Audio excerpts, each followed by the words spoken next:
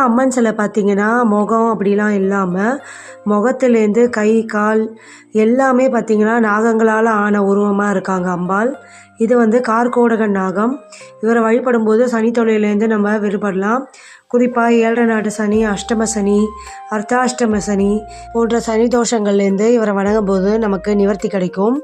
இப்போது இங்கே இருக்க அம்பாளை நம்ம பார்க்கலாம். எல்லா கோவில்லையும் கருமாரியம்மன் கோவில்லலாம் அம்பாளுக்கு நாகம் கொடை பிடிச்ச மாதிரி இருக்கும். இங்கே அம்பாளே நாக ரூபத்தில் இருக்காங்க. கை, கால், உடம்பு எல்லாமே வந்து அம்பாளுக்கு முகத்துலேருந்து எல்லாமே நாகஸ்வரூபமாக இருக்குது. இங்குள்ள அம்பாளை நம்ம மஞ்சளால் அபிஷேகம் பண்ணி வணங்கி வரும்போது சகல விதமான தோஷங்களும் தீரும்னு சொல்லப்படுது. அடுத்தது வாசுகி நாகம்.